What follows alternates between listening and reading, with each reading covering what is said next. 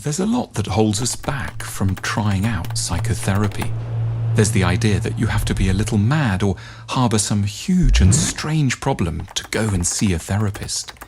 It can be hard to see that therapy isn't in fact for the select, disturbed few.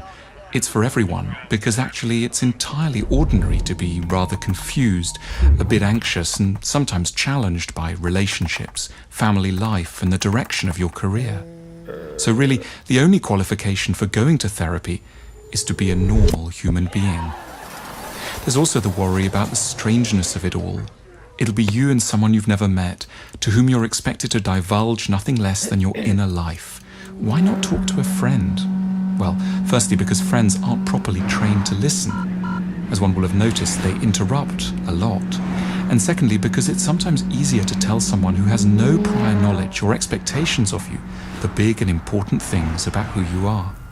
Furthermore, therapists are the last people ever to judge. Their concept of a normal human being is far more expansive than that held by society at large. They know how unusual and surprising we are, especially around sex and anxiety. Their whole training takes them into the recesses of their own and others' minds. They know how surprising we can all be. It doesn't frighten them. It intrigues and motivates them. That's why they became therapists in the first place. They are, in the end, interested in mental health. That means in helping out. Then there's the cost. Isn't it all a fortune? It might be the price of going out for dinner with friends, which is both a lot and not so much. It really just depends on the value you place on it. This is the crux of it. Therapy is valuable because so many of our problems come down to not having enough insight into how our minds work, what we want, what we fear, why we act the way we do and are overwhelmed by certain feelings. The goal of therapy is self-knowledge.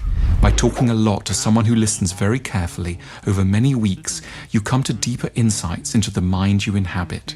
Patterns start to emerge, a particular way of approaching relationships or dealing with defeat, a recurrent, not very helpful approach to jealousy, an ongoing thing with your sister or father. This is the stuff of therapy. Knowing how to live isn't an instinct. We're not born with it. It's a skill.